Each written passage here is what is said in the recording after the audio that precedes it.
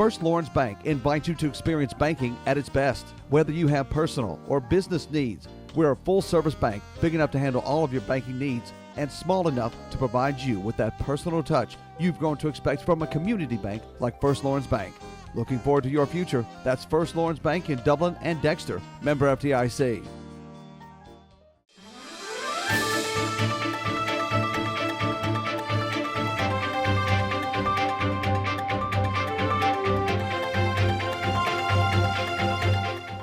Welcome everybody. I'm glad to have with me today Red Mobley, Chief Robert Drew, and we got some really special guests coming up next. So please don't go anywhere. We saved the best for last. That's right. Is that a problem? No. Let's don't tell them who problem. they are. Well, we just say we saved the best for last. Okay. I really want to sit down with y'all, and none of us are getting any younger, and I just want to archive for this community because I think it's so important to tell the story of how we got to where we are today in fire protection, because there have been homes saved and lives changed because of the actions of people like y'all in this community. And I know you would never say that, so I want to go on TV and make sure everybody understands that the four men that we talked to today have played an integral part in fire protection and saving our homes, our lives, and y'all started back in a day. Red, I want to go to you. First of all, when did you start? I want to say in the fire business. It's not the fire business, but when did you start being a fireman? In 58. 1958. Yeah. And share with our viewers, I know y'all had some really state-of-the-art equipment back then. So I want you to share with us what kind of truck and what kind of equipment y'all wore when y'all fought fires. Well, when I come in, my uniform was a pair of overalls and a pair of rubber boots that come from 5 Point shoe store and a pair of gloves.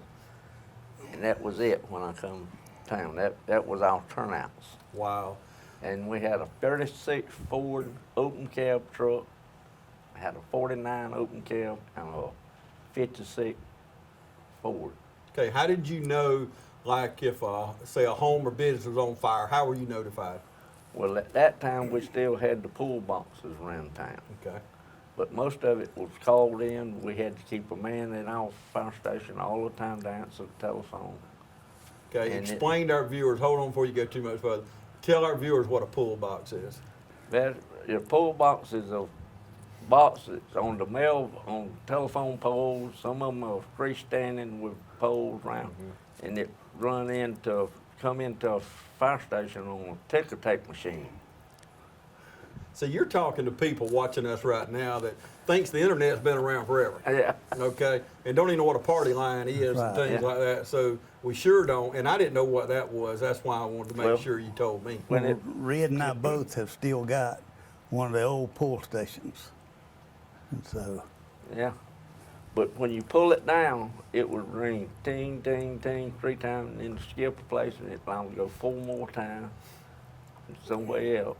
And then you look on the board up, and it'll tell you where, or on a sheet of paper and tell you exactly where it was.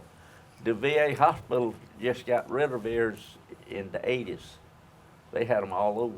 Wow. The VA hospital like that. And what did y'all do, Chief? So the call come in to the call box. What did y'all do? Jump on the back of this 30-something truck and take off to the fire? Let me tell you kind of my experience. Red's a couple of years older than I am.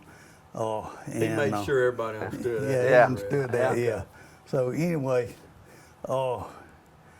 Red delivered newspapers off of a bicycle, and he knew the streets real well. Well, my mother and daddy had got a divorce, and me and daddy moved to town, and we wound up, take a long time to tell that story, but it's when we wound up where we lived at. I lived on 815 North Church Street, and Red lived on Mary Street, and we were kind of backdoor neighbors. Well, my daddy was real good friends with the fire chief and police chief, and on the weekends in the summertime, Red and I basically lived in the fire station. And downtown, where the registrar's office is now, that vacant lot, that was City Hall. It had the fire department, police department, public works and everything in that one section of downtown. First time I rode the fire truck, I was 14 years old, and can tell you exactly where we went and some fun things that happened. So that's how we got started. But when the commissioners and the grand jury decided that we needed to improve fire safety, we had civil defense, some of the finest rescue people that there was. And Ms. Marguerite Falk, she was the civil defense director. And there were 5 of us appointed, Ms. Marguerite Falk, Cliff Cruz, Harry Graham, Red, and myself. And so that's how we kind of got started. And So y'all grew up in the fire station. that's right. So you had no choice other than go be a firefighter. That's about it. And you was a firefighter for 40 something years? Well, I was paid for like 49 years. Okay. And I had about 4 years as a volunteer. Red had a couple of years on me, but his length of service got messed up by Red got drafted. And I missed the draft. So share with our viewers, you mentioned Miss Marguerite, but who were some of those early pioneers that may not be with us anymore and couldn't be a part of a show like this? God, we're probably gonna have to have Cliff and Harry to help me with this. And Doyle Brown from Dudley, Cliff from Dudley. There was the chief in Dexter. Can't remember what his name. Buddy Bryan. Yeah. And so we had fire stuff like this, and basically we went anywhere. We've been to Johnson County, we've been to Allentown, we've been all over, and so that's how the 5 of us kind of got together and decided where we wanted to go. So we set out like 5-year plans and 10-year plans, and so that's how it came about. Red, I know y'all were friends back then. Y'all been best friends for a long, long time, and the chief made it clear you're the oldest. Yeah. So we caught that, but I know y'all have gained other friends throughout the years. Oh yeah. Fighting fires, going in and doing things that people like me or people like us, a lot of you watching now, would never do. And especially in that day and time, now you got oxygen tanks, you got ways to breathe in those fires, and you got the right equipment. Yeah. But if you went in with a pair of coveralls and just a regular pair of gloves, rubber gloves, I guess. No, they were Regular work gloves. Farm work gloves. You had to really have a love and a love for service to help people that couldn't help themselves. Yeah. Where did that come from? I mean, I know you grew up in the fire station, but where did that public service part of come from? I think it just the people that was in the fire department. They took me under their wings and just helped me. What about you, Chief? Well, who was instrumental in your life to? The first outfit I had was a long rubber raincoat with a felt lining in it. Had hooks on it. That was my firefighting coat. Well, you was pretty, wasn't you? Oh Lord. Then for a helmet, and I still got the first helmet I had. I think Red still got his. I have. It was looked like a fire helmet, but it was black and it was plastic.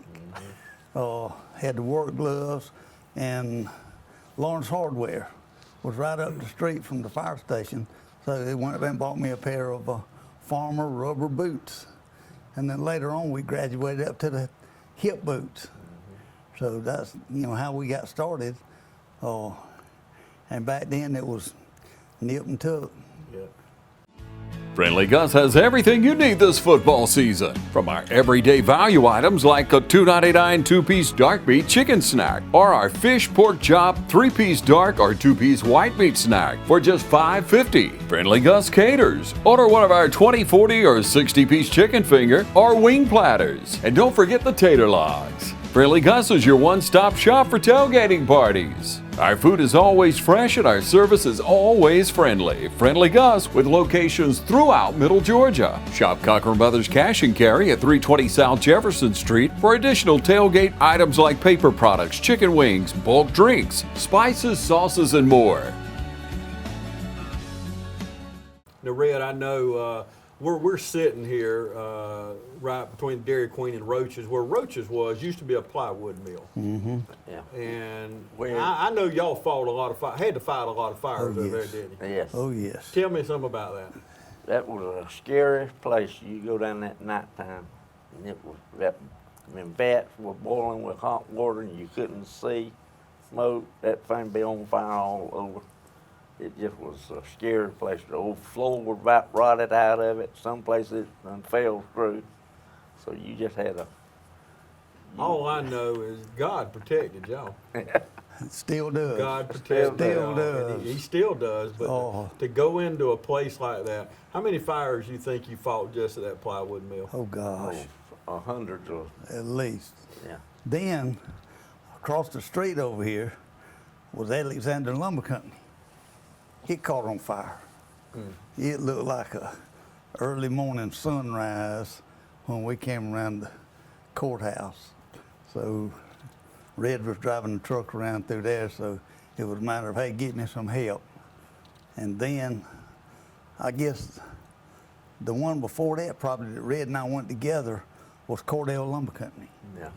And we was down there doing our thing, and limb fell off a tree and hit Red on the head. And we say that's what's wrong with him now. Well, that explains And they it hadn't found anyway. and they hadn't found out exactly yet what's wrong with me. So Well, fast forward through those years, other than equipment and things like that, what are some of the biggest changes that y'all have seen with our fire departments today? And I know equipment, we know all Yeah. that, but what are some of the other changes you've seen? well, we had a lot of people that wanted to be firefighters. We've seen grown men cry and go home and quit. And it's a matter of good Lord just looking out for us. So, that's the thing right there. It's something that's on the, I guess, the inside of you that once you get it, you just don't ever get over it. Today, I miss the fire department as much as I ever have. But, those are the things that we've seen happen over the period of years, and it's just something that you got to love to do it, but you got to do training, and training, and more training. Yeah, people think firemen just hang around the That's fire right. station and every once in a blue moon you have a fire, they go out. But from someone I can attest to it, I go to these fire stations a lot, and they are, to this day, they're training and making sure their equipment is prepared on the trucks. So when they do get a call, so they spend a lot of time in preparation. It's not just standing around the fire station Well, playing cards or whatever. But Red and I had a bunch of mentors, Dr. Smalley, Bill Brown, Brown Furniture Company, Chalkeye Tyndall, Mr. Herschel Levitt, people like that that helped us get what we needed.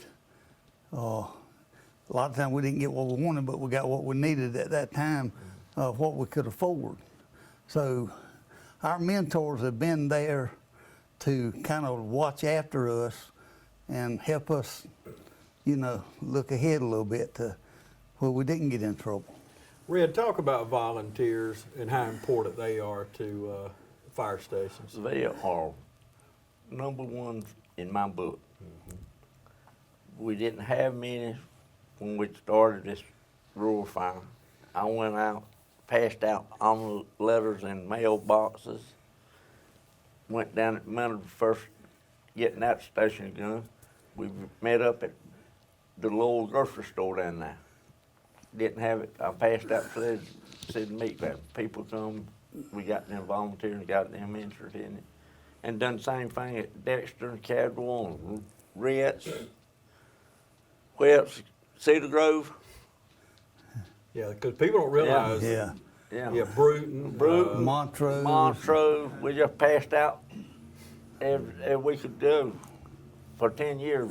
That's how we got all these Trying to going. get volunteers. Get volunteers. And I want to insert right here, we still need volunteers. So Yes. Yeah, we our Lawrence really do. County Fire Department is right now looking for volunteers. So if you will contact the Lawrence County Fire Department, but they are in the process of training and trying to get more volunteers. I don't know if you ever have enough volunteers. I don't think you're doing So if you want to volunteer, we need you in the Lawrence County Fire Department. Right. as big as Lawrence County is. I don't think we will ever have the tax structure that we need to pay enough people to have 7, 8 firemen at each fire station. Volunteers are critical to us. You know, and here again, they make us look good. Yeah. When I got to be chief, I had some of the greatest firefighters in the world that worked with us, and I didn't do everything a fire chief should have done, but I looked after the people that worked with me. Surrounded myself with good people. They made me look good, and they made the Dublin Fire Department look good. Luckily, I don't want to brag on myself. This is the good Lord putting me where He needed me. There were 25 of us all over the state of Georgia that put together the first training program. And we started out with basic classroom fire training, and it went from that to, started off at Georgia Tech as the Georgia Fire Institute. They built us a place in Marietta at Southern Tech, and now we go to the place in Forsyth. So, you know, it's a continuing trying to look ahead and make things better as we go.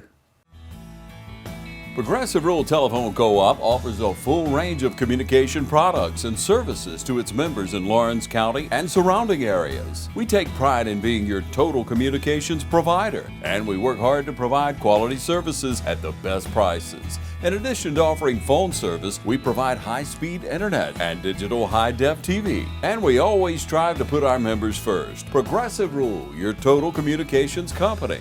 Small enough to know you, large enough to serve you. ProgressiveTel.com. Call 478-984-4201 or stop by 890 Simpson Avenue in Rents. Progressive Rural Telephone Co-op.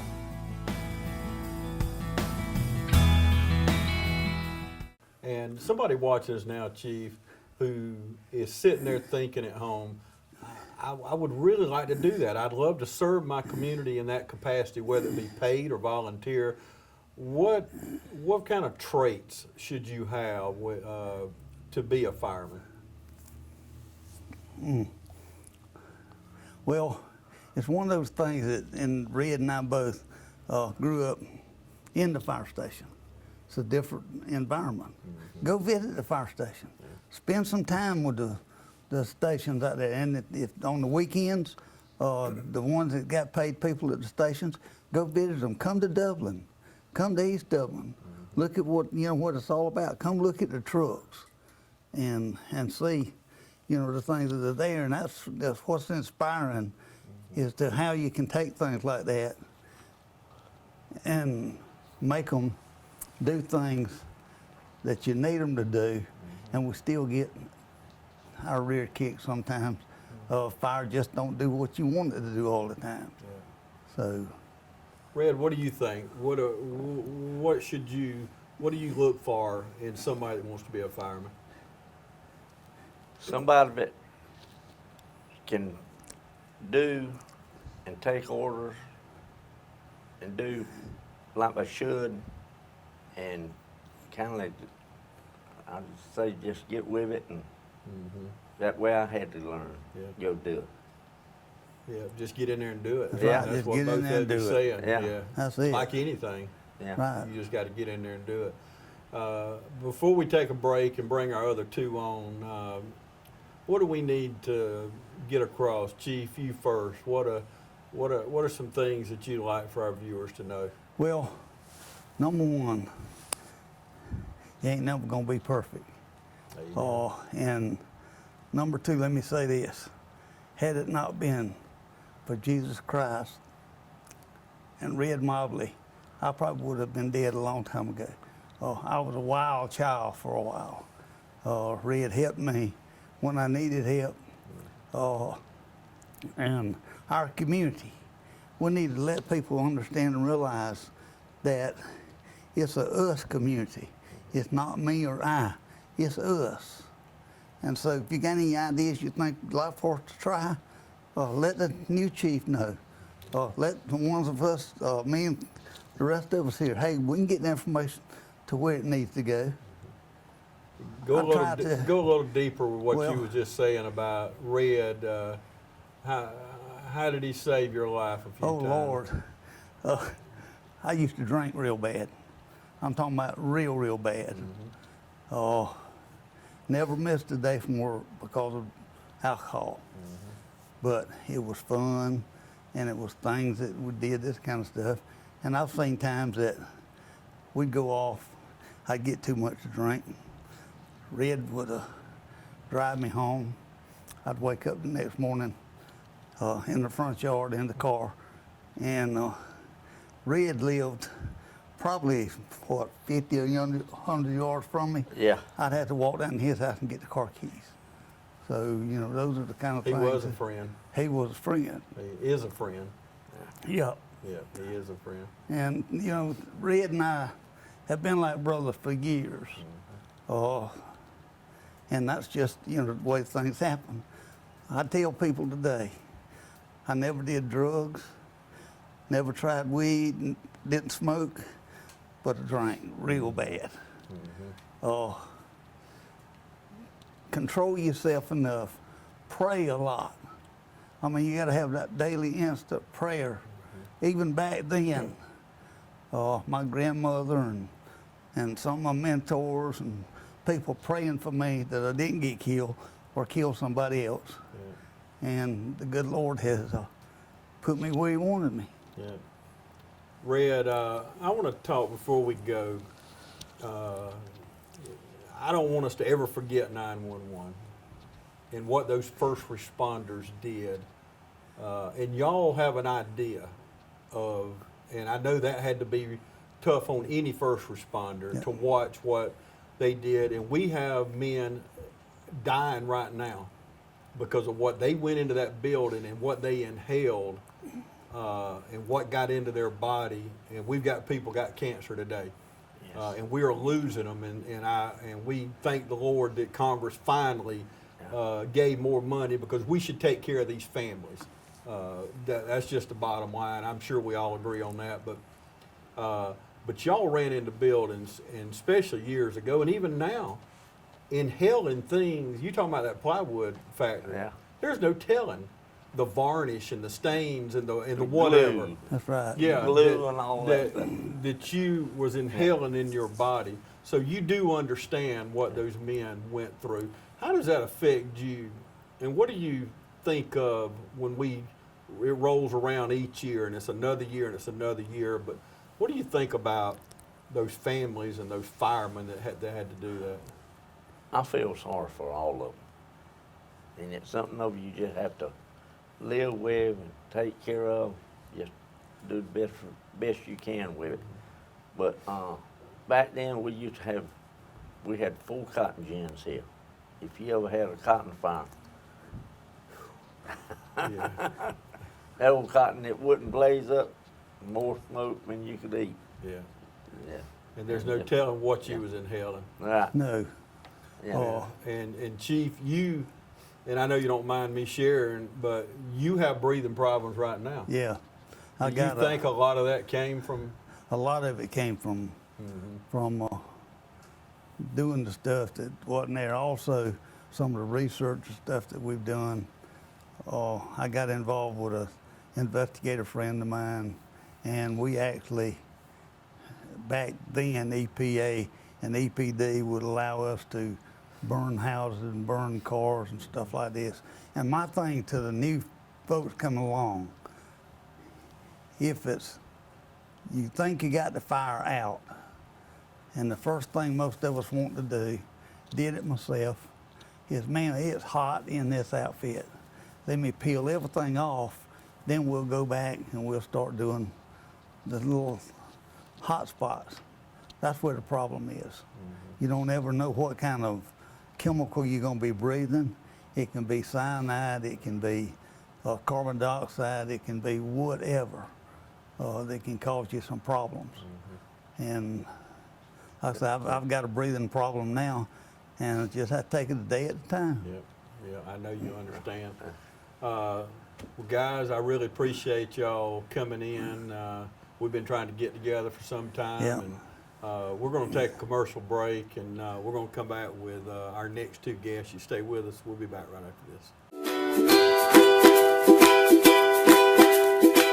At Singo, we're redefining pest control, and it starts with the Protection Promise to cover every single pest that threatens your home. Singo, we provide familiar faces with a pest pro you'll know and a pro that knows your home. Singo inspections for home buyers properly inspect your home before buying and ensures confidence in your home purchase with a certified home inspector. Singo, protecting your home purchase. SingoHome.com. We're located on Roosevelt Street in Dublin. Welcome back, everybody. I have with me now Cliff Cruz and Harry Graham. And Cliff, I'm going to start with you, because we had a conversation during the commercial break. That's why we had so many commercials. I'm just kidding. We had to get this straight. But Cliff, I want us to. I made the comment during the break, fireman, and Cliff let me know right quick. He was real nice to me. I don't want you to think he wasn't, but I want you to explain to our viewers, like you just talked to me, the difference in a fireman and a firefighter. Okay, a fireman is a person that fuels a boiler, puts wood in, puts coal in, whatever. Just like on an old steam engine or a boiler in the basement of a building, whatever. They put the fuel in, whether it be coal, wood, or whatever. A firefighter is a person that puts out fires, that rides these fire trucks, and they put out the fires. So they are firefighters. Right. And I think that's so important, because I think so many of, and that's what, if we get nothing else out of this show today, if we can educate each other, and that's why I wanted to have this conversation. And to take it a step further, you have people, you see an ambulance going down the road, you say, well, there goes the ambulance driver. Let's explain the difference in those two. It's not an ambulance driver, it's an emergency medical technician.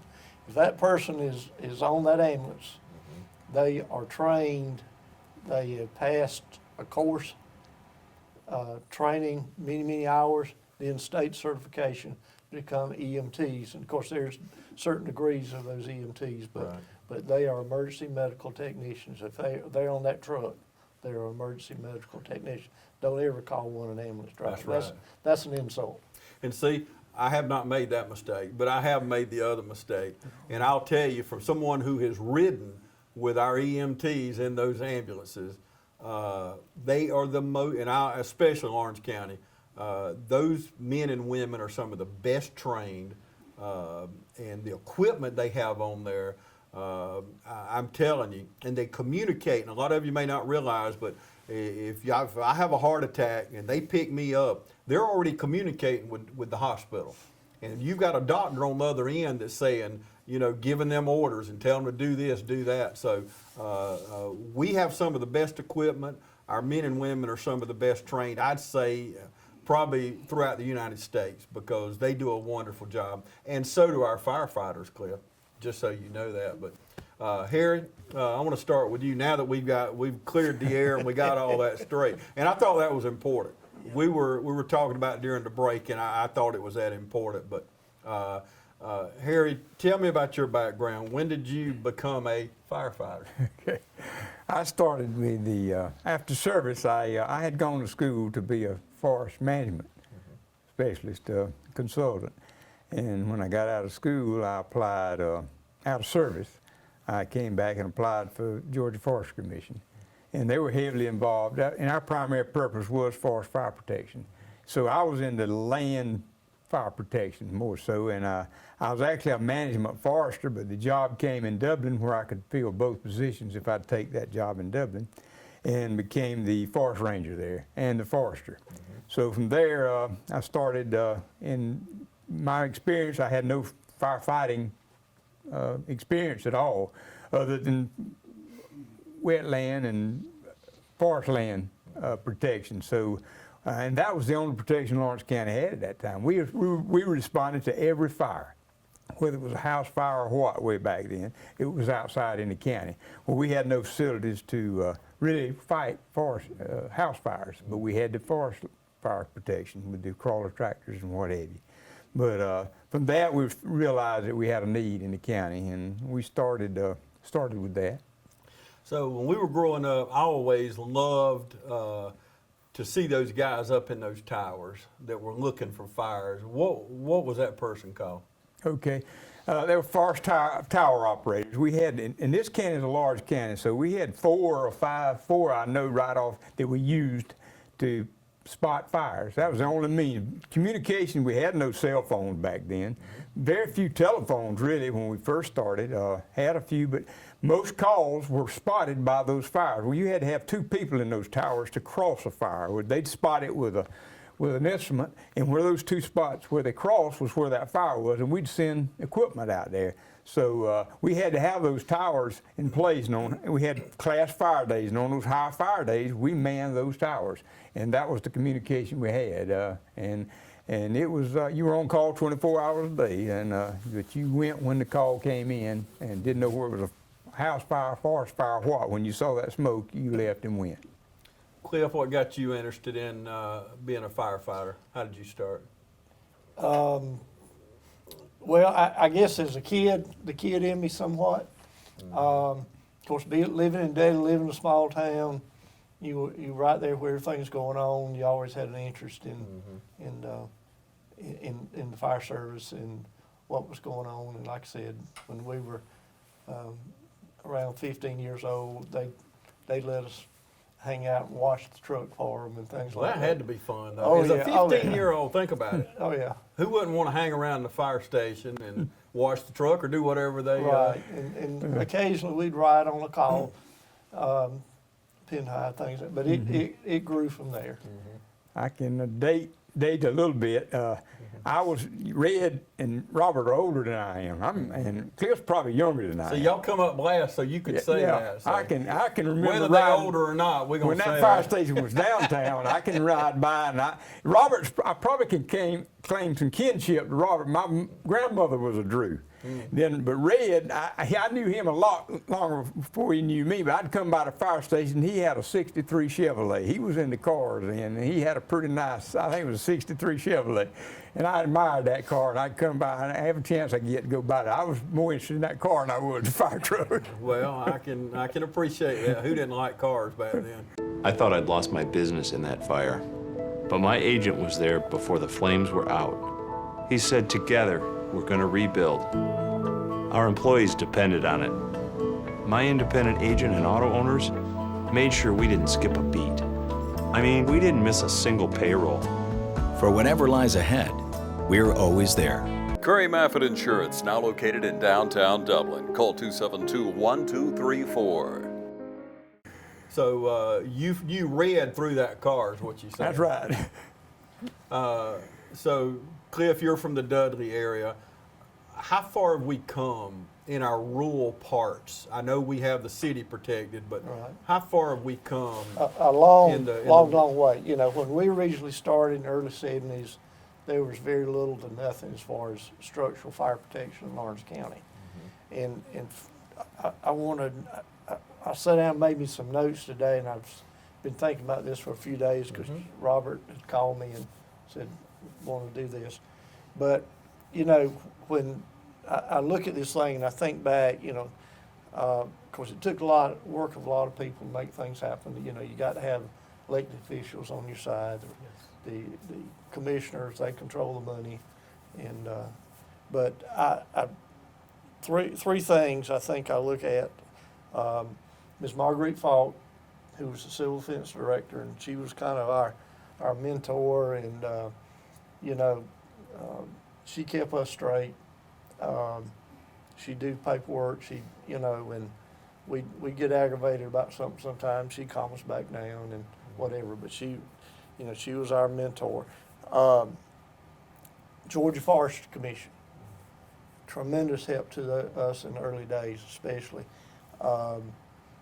They got some federal money statewide, started making a fire truck, a real basic fire truck it was called a fire knocker. And that's what we put out here to start with, 950 gallons of water. 85 GPM pump. Yep, 85 GPM pump. I was trying to think of that, compared to what they have now, not a lot, but it was a lot more than we ever had before, and did a lot of good firefighting with that. But Georgia Forest Commission did a lot of things. Harry was the man in charge at the forestry unit. His influence, his men out there, I think about Robert Rhodes especially, they worked on stuff for us. They helped build things, they painted stuff, just a lot of help that we never had before. And those two things, and then the last one is Dublin Fire Department. Robert Red did a lot of training for us, advised us a lot, whatever. But those three, Ms. Falk, Georgia Forest Commission, Dublin Fire Department, I think were keys to this thing. Of course, then all the people who got involved, to provide the manpower. If you didn't have manpower, you couldn't do it all. So, but that was the key to this thing. I think back some things we did initially. We didn't have radios. We didn't have two-way radios. If you got the word there was fire somewhere and the truck was already gone, you watch. Fire trucks have a overflow pipe on it, and it's tended to keep that water from making that truck shift if you turn or whatever. It's baffles in there and all that. But anyway, water. You turn a corner a lot of times, that water's going to splash out a little bit. Well, if you try to find out which way the truck goes, you get to an intersection, you look for which way the water leads you, and that's the way you followed it. One of them little secrets there. Yeah, that's right. That's the way we did it. But and we didn't have central dispatch or anything like that. And each department, each area had phones. And daily during the day they'd call the bank. At night they'd call one of us, from home. And my wife used to have a list of phone numbers on the phone book. And I'd get the call, I'd tell her, and she'd get on the phone, she'd start calling everybody else. Of course, we had a firefighter one time that he and his wife just got back from the honeymoon. And they were home, and the phone rings at 1 o'clock in the morning, and it was my wife, and she says, Donna, let me speak to Bruce. And she tells Bruce what's going on. Bruce gets up and leaves. He's gone 4 or 5 hours and comes back. And all she knows is some wild woman calls and he leaves, So. But My goodness. Anyway, but that's the way we did. Telegraph, telephone, telewoman. That's the way we communicated. But I'm glad we got that on video right there. Yeah. So. And that's the truth. Yeah. That's well, the it truth. took a team, and going back to what you said, Cliff, about the Dublin Fire Department working with y'all, everybody was on the same team. That's right. Because it was one cause and to help each other. That's right. Just like your wife helping, it took everybody to pull it off. That's right. And of course, over time, we started getting two-way radios and we communicate with trucks, different things like that. When Ronnie Rogers became sheriff, we got to him right after the election and got him to agree to let the Sheriff's Department start doing our dispatching. And so Sheriff's Department did our dispatching in the early years for us. Could call the Sheriff's Department. That was tremendous help. Amen. And I then, can see that. And then later, 911 came along with another tremendous help. But initially, the firefighters worked on getting all the roads named in the county. Now, 911 had to come behind us and clean up our mess. But we did the initial thing of getting all the roads named and trying to iron that out, and I can't imagine what an undertaking in a county like Lawrence County. it was tremendous. But the firefighters did that. Yeah. Volunteer Wow. firefighters did initially. But again, like I said, I can't give enough credit to 911 and Ms. Fowler and that group that came in, but you know, it's come a long way. Yep. Harry, while we're doing this show today, we've got fires just out of control out in California. And we are so far ahead of the curve in the state of Georgia by having controlled burns and clearing out the underbrush and things like that. And the way I understand it, that's why they got a lot of the problems they do, because they won't allow that in the state of California. But that's very important, isn't it? Oh, so it's very important. We tend to want to prevent fires, but prescribed fires are good in the woods. And used to, when people had a lot of cows and cattle, they'd periodically burn the woods off just to get grazing right. But now we did such a good job in forest protection that we almost eliminated fires. So that heavy brush builds up, and that's what's happening in some of those areas out there. But we're fortunate here that we've got good road systems. You don't have thousands of acres or mountains without road systems. right. But there they have difficult terrain, and you have to even fly in or it's remote areas. But the times that we have now are much better. The equipment we have, and we're able to go to those fires, so it makes a big difference. But it's still dangerous. It's still possibilities out there, even in our area. Conditions just right, just like this drought we just Yeah. had. And we've all seen the time when fire would jump I-16. Yeah. You know, it's happened. I mean, it'd Yeah. go from to median to across it, you know, everything just right. So, And if you're out there fighting that fire and you watch a fire jump an interstate as wide as that is, those are conditions just right. That's the perfect storm, so to speak. that's the wind up. That's Yeah. everything extremely dry. And of course, on the interstate too, you've got to watch traffic. Yeah. You got to watch traffic. Well, we've had fires over the last year or two where cars pull over and they're hot underneath, and we've had some pretty bad grass fires out on Interstate 16 over the last year or so. That's right. And they get out of control quick. And then the smoke is another part of that. You know, when you've got traffic moving like that, and all of a sudden you come up on that smoke and the visibility zero.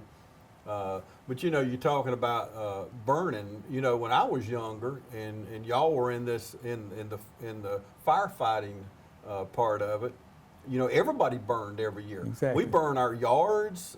We'd get together with the farmers in our area, and we'd go out and help them, and we'd burn. And I'm gonna tell you, if you've never been on a hot fire, you had till you felt. And that's why I tell people, you don't want to go to hell. You don't want to go to hell because you think that fire is hot. But when you burning for all of eternity, and I'm telling you, that ought to teach people that's how hot fire is. And y'all have been in some hot fires, haven't you? Yes, and What's the worst fire you've been in? we had a fire out just when I began on Highway 119. It was Georgia Craft on that land, and it was a windy day, and they set fire over there, and it was the mercy of the roads and wind, and it just, you know, we were able to control that fire. It burnt several hundred acres, but it was just, it's like those fires you see out in California somewhere. If the wind gets in and it gets up in the top of those trees, it starts going from treetop to treetop, and nature is really what helps you out most because you're at the mercy of nature there. And the smoke is incredible on some of those fires too. And that's today with burning. That's why we don't have as much burning is smoke management. Because you've got the interstates, you've got homes. Used to, it was pretty remote. People lived out in the country. They may be half a mile distance between homes. But now there's so many facilities, so many structures, and the interstate, people going, smoke is very critical. And so you have critical management there to if you're going to set a fire, you got to have the correct conditions. And that's where the Forest Commission comes in. They have daily weather forecasts. They give, you know, warnings out, and they commit to you have to call in a control or a prescribed fire now and then get a permit to even burn, which is good, and that's reduced our number of fires tremendously. Hi, I'm Tracy Middlebrooks. I'm with Muddy Paws Dublin. We are a boarding, grooming, daycare, and training facility.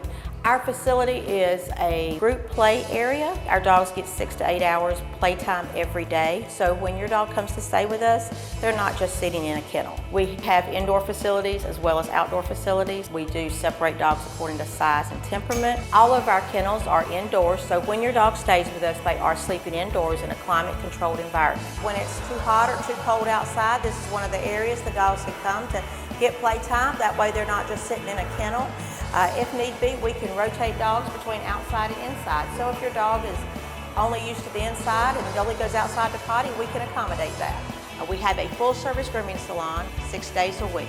We also offer training. I am a certified professional dog trainer. I can do everything from basic obedience up to canine good citizens tests. So if you have any questions, feel free to call. Most of the training is done here on site. We have boarding also, as well as daycare. Boarding starts at $27 a night. We do give a multiple dog discount as well as military discounts. We like to say that a tired dog is a happy dog. When your dog comes to stay with us, we look at that as them getting a vacation.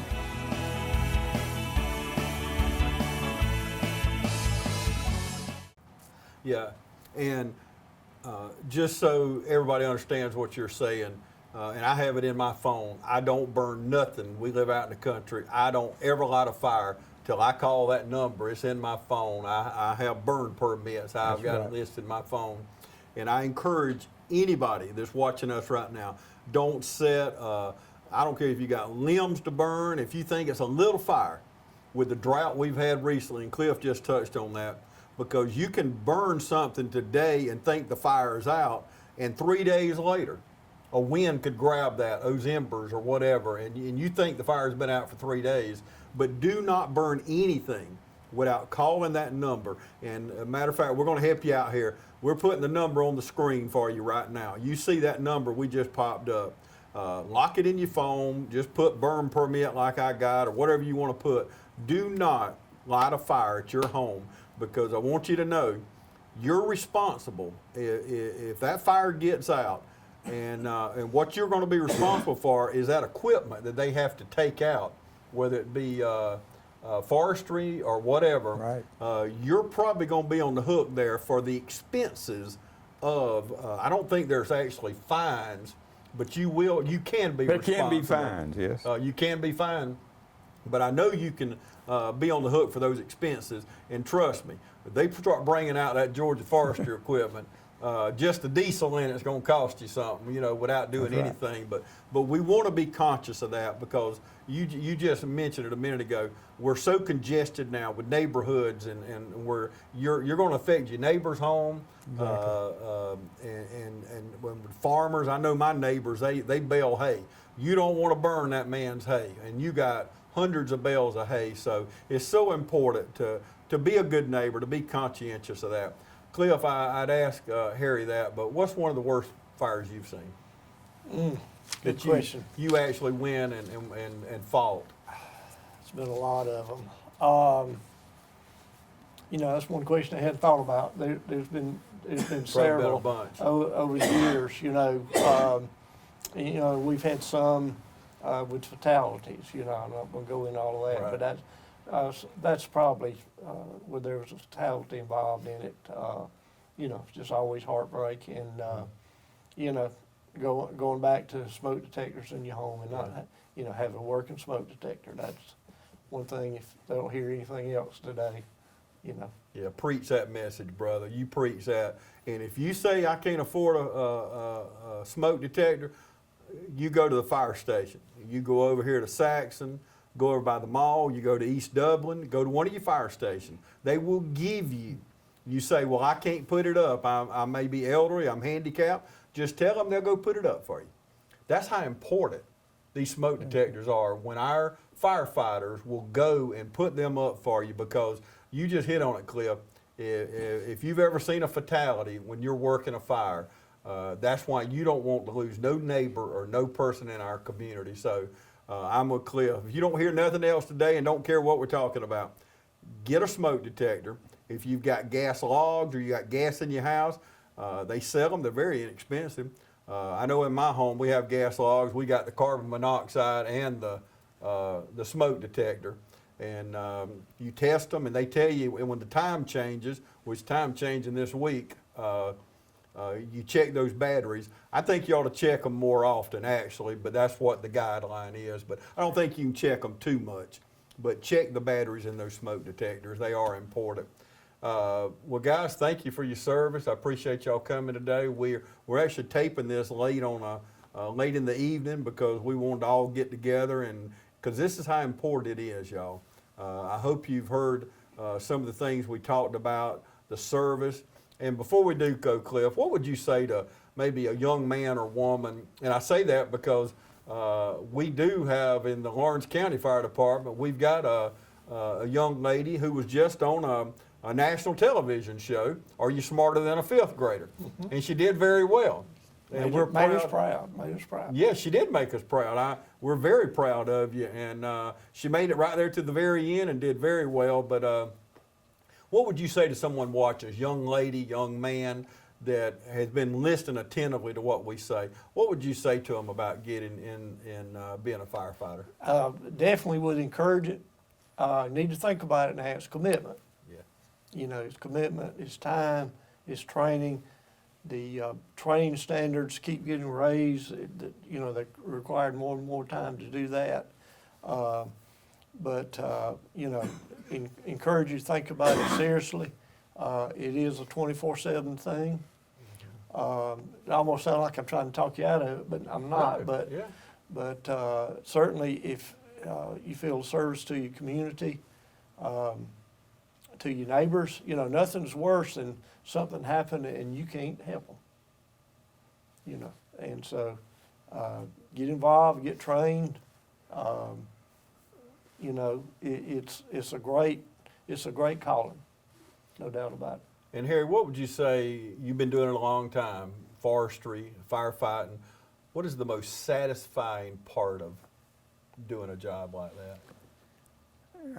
I'm a steward of the land, basically, and I'm mostly in forest management, but again, to seeing that land put back into forestry, we've used that land, God give us that land, and if to be a good steward of it, leave it in as good or better condition than you had it.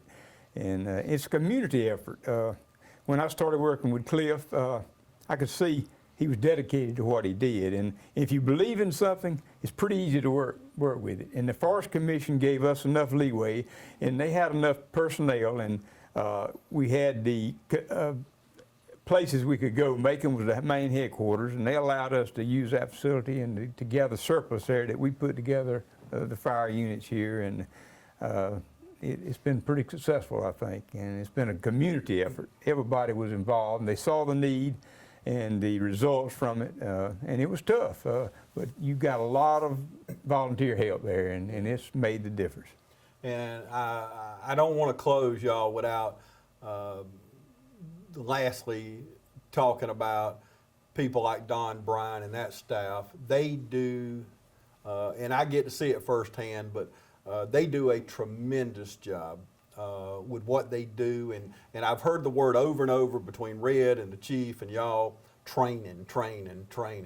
It's so important, and we've got one of the best trained firefighters and EMTs, EMS, anywhere in the world, I think, because I know I'm biased there, but I really believe that. But they do such a wonderful job, don't they, Cliff? They do. And, you know, Don started off as a volunteer with the rest of us, and he's been the leader of it for the last 20-plus years. He's done a great job. He's got a good team around him. He does. And just commend those folks. Of course, I quit, retired from fire service 13 years ago. I had to stop and think how long. I retired fire service 13 years ago. Was in it 30-plus years. But they continue to make it better all the time, and it grows, and they've worked hard, and just can't say enough good things about the fire service in Lawrence County and the emergency medical service in Lawrence County. And I know you want to echo that. Yes, that's true. It's a tremendous program, and it's when it was needed in this county. When we started with a master fire plan, and we tried to get everybody within 5 miles that could have some kind of fire service, and that sounds a good bit today. And we started with 1 or 2 rural stations, and how many do we have today, Cliff? You know, Robert?